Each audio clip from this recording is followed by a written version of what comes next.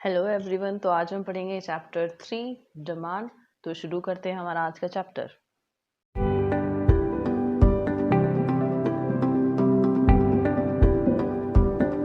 What is demand? It refers to the quantity of a commodity which a consumer is willing to buy at a given price in a given period of time. It means एक basic सा मतलब समझते हैं demand का।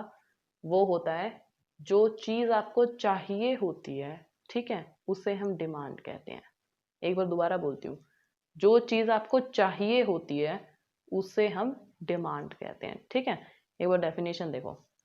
Demand it refers to the quantity of a commodity. जो demand है वो उस कमोडिटी की उस क्वांटिटी को रेफर करता है जिसे जो कंज्यूमर है विलिंग टू बाय, मतलब जो कंज्यूमर है ना वो उसको उत्सुक है खरीदने के लिए। एट अ गिवन प्राइस, मतलब जो उसकी मार्केट वैल्यू उसी प्राइस पे। अब क्यों विलिंग है वो कंज्यूमर जो है, वो क्यों चाहता है उसको, क्योंकि उसे चाहिए ना वो कमोडिटी, ठीक है। तो बेसिकली जो चीज़ आपको चाहिए उसे हम डिमांड कहते हैं। फॉर एग्जाम्पल कि आपको ओरियो चाहिए, तो आप ओरियो लेने के लिए शॉप पे जाते हो तो आपको पता है ओरियो 10 रुपी पर पैकेट आता है, ठीक है। तो अब ओरियो के लिए आप 10 रुपी पे करने के लिए तैयार हो तो वो 10 रुपी क्या है, वो है मार्केट प्राइस, ठीक है। जब आपको ओरियो चाहिए और उसके लिए आप मार्केट प्राइस पे कर रहे हो, इसे ही डिमांड कहते हैं हम, ठीक है। नेक्स्ट, फैक्टर्स अफेक्टिंग डिमांड, मतलब कौन कौन से फैक्टर्स हैं जो हमारी डिमांड को इफेक्ट करते हैं। First, price of the commodity itself, मतलब कि जो कमोडिटी का जो प्राइस होता है, कई बार वो प्राइस खुद उस कमोडिटी को इफेक्ट कर देता है। कैसे? Higher the price of the commodity lesser is the demand. जितना ज्यादा उस कमोडिटी का प्राइस होगा उतनी कम उसकी डिमांड होगी, एंड वाइस वर्सा। अगर प्राइस कम होगा तो डिमांड ज्यादा, और अगर प्राइस ज्यादा तो डिमांड कम। ऐसा क्यों? फॉर एग्जाम्पल, अब आप ओरियो खाते हो, आपको पता है कि ओरियो अब 10 रुपीज़ के हैं, ठीक है। अगर कल को ओरियो का 10 से 20 हो जाए तो कुछ लोग तो ऐसे होंगे जो मतलब 20 रुपी का पर पैकेट ओरियो अफोर्ड नहीं कर पाएंगे। तो वो क्या करेंगे, अब वो ओरियो को छोड़ के पार्ले जी खाने लग जाएंगे, ठीक है। मतलब कि कॉमोडिटी की जितना प्राइस ज़्यादा होगा उतनी उसकी डिमांड कम होगी। बेसिकली जो नॉर्मल मिडिल क्लास के लोग होते हैं वो सब यही तो देखते हैं, प्राइस देखते हैं फिर उस चीज़ को खरीदते हैं। इसलिए कई बार उस कॉमोडिटी का प्राइस ही उस कॉमोडिटी को इफेक्ट कर जाता है, ठीक है। नेक्स्ट, अब है other than price factors. Other than price factors मतलब कि देखो आपने जो फर्स्ट फैक्टर पढ़ा वो क्या था कि कमोडिटी का प्राइस ही उसे इफेक्ट करता है। अब वो कौन कौन से फैक्टर्स होते हैं जिसमें कमोडिटी का खुद का प्राइस नहीं होता लेकिन दूसरी कमोडिटीज की वजह से उस पर इफेक्ट पड़ता है, तो उसे हम बोलते हैं अदर देन प्राइस फैक्टर्स, ठीक है। नेक्स्ट फैक्टर देखो, price of the related goods. It means these are those goods whose demand change with a change in price of another commodity. It means ये वो गुड्स होते हैं जिनकी demand तब change होती है तब किसी दूसरी कमोडिटी का प्राइस चेंज होता है। समझे? कैसे? देखो दो टाइप के गुड्स होते हैं, substitute goods, complementary goods. Substitute goods कौन से होते हैं? These are those goods which can be use in a place of one another. Substitute goods वो गुड्स होते हैं जिनकी जगह हम कोई दूसरा गुड यूज़ कर सकते हैं। फॉर एग्जाम्पल कि अगर आप चाय पीते हो, चाय महंगी होगी तो आप कॉफ़ी पी सकते हो, अगर कॉफ़ी महंगी होगी तो आप चाय पी सकते हो, ठीक है। मतलब ये वो गुड्स होते हैं जिनकी जगह पे आप कोई दूसरा गुड भी इस्तेमाल कर सकते हो, ठीक है। कॉम्प्लीमेंट्री गुड्स कौन से होते हैं? These are those goods which are jointly needed to satisfy a given want. मतलब कि ये वो गुड्स होते हैं जिसके अंदर दो गुड्स एक साथ जब जुड़ते हैं तभी वो किसी के एक गिवन वांट को पूरा कर सकते हैं। For example car and petrol. अगर आपने कार खरीदी और पेट्रोल के प्राइस ज़्यादा हुए तो कौन कार चलाएगा? कार खड़ी रहेगी। अगर कार के प्राइस बहुत ज़्यादा हो गए और पेट्रोल के सस्ते हो गए तो अब कार कौन कैसे खरीदेगा? वो ज़्यादा महंगी होगी, ठीक है। तो जब दोनों कमोडिटी कार और पेट्रोल जब दोनों एक मतलब अफोर्डेबल रेंज में आ जाएंगे तो वो दोनों खरीदे जाएंगे। उसके बाद जो वो कार वाली नीड होगी ना तब वो कार वाली वांट सेटिस्फाई हो पाएगी, ठीक है। इसका सेकंड पॉइंट देखो, increase in the price of one lead to increase in the demand of another. मतलब कि जब एक गुड का प्राइस इंक्रीज होगा तो किसी दूसरे गुड की डिमांड ज़्यादा होगी। ये नीचे ग्राफ देखो, यहाँ पे आपकी वाई एक्सिस पे इन्होंने प्राइस ऑफ टी ले रखा है और एक्स एक्सिस पे डिमांड ऑफ कॉफ़ी। जब आपकी टी का प्राइस इंक्रीज हो गया तो लोग क्या करेंगे? टी को छोड़ के कॉफ़ी को चूज़ करेंगे, तो फिर क्या होगा? कॉफ़ी की डिमांड ज़्यादा इंक्रीज हो जाएगी, ठीक है। और अगर उल्टा होता है, अगर हमारी कॉफ़ी का प्राइस ज़्यादा हो जाता है तो लोग कॉफ़ी को छोड़ के चाय पियेंगे, तो चाय की जो डिमांड है वो ज़्यादा हो जाएगी। ठीक है, उसके नीचे देखो, here when price of tea increases the quantity demand of coffee rises as people leave tea and demand coffee। जब आपकी चाय का प्राइस बढ़ गया तो लोगों ने चाय पीनी छोड़ के कॉफ़ी को डिमांड करना ज़्यादा कर दिया।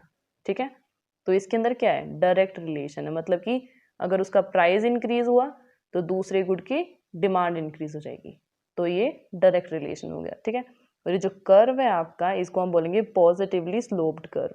ठीक है, ऐसे ही कॉम्प्लीमेंट्री गुड्स का सेकेंड पॉइंट देखो, increase in price of one good leads to decrease in demand of another. मतलब कि अगर किसी एक गुड का प्राइस इंक्रीज होगा तो दूसरे गुड की जो डिमांड है वो डिक्रीज हो जाएगी। ऐसा क्यों, नीचे एग्जाम्पल देखो, वाई एक्सिस पे आपने ले लिया price of car, x axis पे ले लिया आपने क्वांटिटी डिमांड ऑफ पेट्रोल। ठीक है, अब इस केस में देखो, यहाँ पे जो कार है उसका प्राइस कम हो गया। जब कार का प्राइस कम हो गया तो लोगों ने ज़्यादा कार खरीदी, और लोग ज़्यादा कार खरीदेंगे तो पेट्रोल ज़्यादा यूज़ होगा, तो इसी वजह से आपकी जो पेट्रोल की जो डिमांड है वो इंक्रीज हो गई। ठीक है, अगर उल्टा होता है, अगर आपकी प्राइस इंक्रीज होता है पेट्रोल का प्राइस इंक्रीज हो गया तो लोगों ने कार चलानी बंद कर दी। जो नए लोग थे कार खरीदने वाले थे उन्होंने कार भी नहीं खरीदी क्योंकि पेट्रोल बहुत महंगा हो गया, अब खरीद के क्या फ़ायदा। ठीक है, इसके नीचे देखो, here when price of car falls, जब आपकी प्राइस का जो कार का जो प्राइस है वो फॉल हुआ, the demand of petrol rises, तो आपकी डिमांड राइज हो गई पेट्रोल की। एज पीपल नाउ बाय मोर कार, क्योंकि अब जो लोग हैं वो ज़्यादा कार खरीदने लग गए। ठीक है, और ये जो रिलेशन है इसमें, मतलब कि अगर कार का प्राइस इंक्रीज होगा तो पेट्रोल डिक्रीज हो जाएगी उसकी डिमांड, ये जो उल्टा हो रहा है ना इसे हम बोलेंगे इनवर्स रिलेशन। ठीक है, और ये जो कर्व देख रहे हो इसे हम बोलेंगे नेगेटिवली स्लोप्ड कर्व।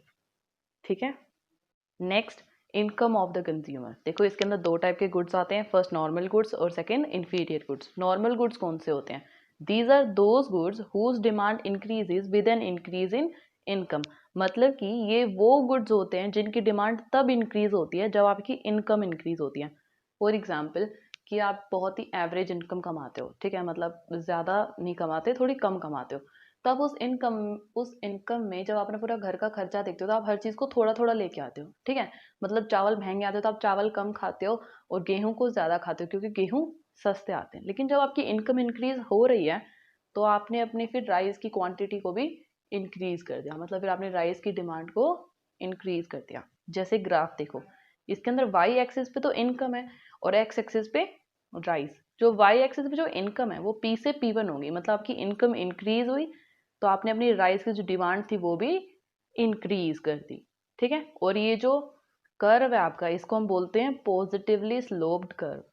ठीक है, तो दूसरा गुड है अब inferior goods. These are those goods whose demand falls with the increase in income. मतलब कि ये वो गुड्स होते हैं जिनकी डिमांड तब डिक्रीज करती है जब आपकी इनकम इंक्रीज होती है।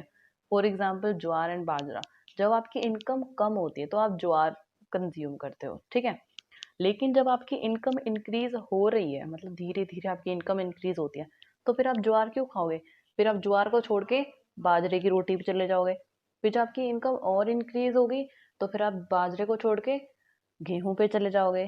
ठीक है, तो ये वो गुड्स होते हैं जिनकी डिमांड फॉल करती है with an increase in income. जब आपकी इनकम इंक्रीज होगी तो इनकी डिमांड फॉल हो जाएगी। ठीक है, फॉर एग्जाम्पल नीचे देखो, यहाँ पे वाई एक्सिस पे आपने इनकम को ले लिया और एक्स एक्सिस पे आपने बाजरा ले लिया। अगर आपकी इनकम बहुत ज़्यादा इंक्रीज हो गया तो फिर आप बाजरा क्यों खाओगे, फिर आप वीट को कंज्यूम करोगे। इसलिए आपकी इनकम इंक्रीज हुई और बाजरा की जो डिमांड थी वो डिक्रीज हो गई, और इसी को हम नेगेटिवली स्लोप्ड कर्व कहते हैं। ठीक है, नेक्स्ट देखो, ये कोई फैक्टर नहीं है बट ये बाय चांस पेपर में पूछ लिया जाता है, inferiority is a subjective phenomena. तो इसके अंदर आप क्या लिखोगे कि no commodity is inferior if any commodity is purchased by a consumer just because of low level income या फिर लो इनकम लेवल। ठीक है, इसका मतलब क्या है कि कोई भी कमोडिटी इंफीरियर नहीं होती अगर कोई कंज्यूमर किसी कमोडिटी को परचेज करता है just because of low level of income. ठीक है, मतलब अपनी इनकम के लेवल के हिसाब से उन कमोडिटीज़ को परचेज करता है, वैसे कोई भी कमोडिटी इंफीरियर नहीं होती। ठीक है, then this commodity is termed as inferior commodity for that person. क्योंकि उसका इनकम का लेवल लो है, इसीलिए ये कमोडिटी उस पर्सन के लिए इंफीरियर कमोडिटी बन जाती है।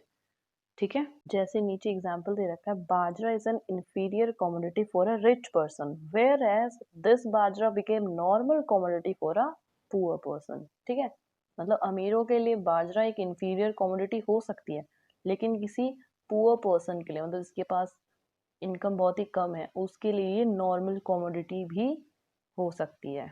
ठीक है, नेक्स्ट फैक्टर है taste and preferences of the consumer. मतलब कि favourable change in taste and preferences lead to increase in demand, unfavourable change in taste and preferences lead to fall in demand. क्यों? देखो, सपोज आपको Oreo बहुत ज़्यादा पसंद है, ठीक है, अगर उसमें कोई फेवरेबल चेंज आता है, मतलब कि ओरियो 10 से 7 हो गया, तो आपके लिए अच्छा है, फिर आप उसको और ज़्यादा डिमांड करोगे। क्यों?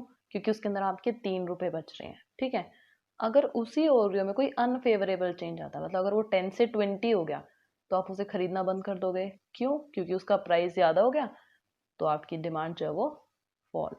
ठीक है, next, demand function. It is the functional relationship between demand and it's factors. It means कि डिमांड और उसके फैक्टर्स के बीच में जो फंक्शनल रिलेशनशिप है, उसे हम डिमांड फंक्शन कहते हैं। ठीक है, next, law of demand. Other things being constant, price and quantity demand are inversely related. It means कि सारी चीज़ें कांस्टेंट रहेंगी, लेकिन जो प्राइस और क्वांटिटी डिमांड है वो हमेशा इनवर्सली रिलेटेड रहेंगे। मतलब कि अगर प्राइस इंक्रीज करेगा तो आपकी डिमांड डिक्रीज करेगी, और आपका प्राइस डिक्रीज करेगा तो आपकी डिमांड इंक्रीज करेगी। ये है लॉ ऑफ डिमांड। ठीक है, मतलब price and quantity demand are inversely related. ठीक है, next, assumptions of law of demand. First assumption, price of related goods remains constant। जो आपका प्राइस ऑफ रिलेटेड गुड्स है, मतलब जो हमने फैक्टर पढ़ा था, याद आया, प्राइस ऑफ रिलेटेड गुड्स, वो रिमेन्स कांस्टेंट, वो कांस्टेंट रहेगा। Income of the consumer remains constant, ये भी आपका एक फैक्टर है। Taste and preferences remains same, जो आपके टेस्ट एंड प्रेफरेंसेस हैं वो हमेशा सेम ही रहेंगे, मतलब इसके अंदर कोई फेवरेबल और अनफेवरेबल चेंज नहीं आएगा। Fourth, fashion, weather etcetera remains same, और ये भी सेम रहेंगे, मतलब फैशन में और वेदर में भी कोई चेंज नहीं आएगा। ठीक है, नेक्स्ट, डिमांड स्केड्यूल। देखो, इसमें अगर प्राइस इंक्रीज कर रहा है, देखो 2, 3, 4, अगर आपका प्राइस इंक्रीज कर रहा है तो आपकी जो डिमांड है वो डिक्रीज करेगी, मतलब 10, 80, 50। ठीक है, इसके बाद देखो डिमांड कर्व। ये देखो, आपकी वाई एक्सिस पे प्राइस होंगे और एक्स एक्सिस पे हमेशा डिमांड। ठीक है, अगर आपका प्राइस डिक्रीज किया, देखो यहाँ से यहाँ पे, और आपकी क्वांटिटी डिमांड इंक्रीज हुई, मतलब यहाँ से यहाँ हो गई, तो फिर इसको, ये जो लाइन है ये वाली, इस लाइन को हम डिमांड कर्व कहते हैं। ठीक है, ये बात याद रखना कि डिमांड कर्व हमेशा इसी तरीके से बनाया जाएगा, क्योंकि इसके बाद हम सप्लाई कर्व पढ़ेंगे। इन दोनों में बच्चे बहुत कंफ्यूज होते हैं, इसलिए हमेशा इस चीज़ को ध्यान रखना कि डिमांड कर्व हमेशा ऐसे बनता है। ठीक है।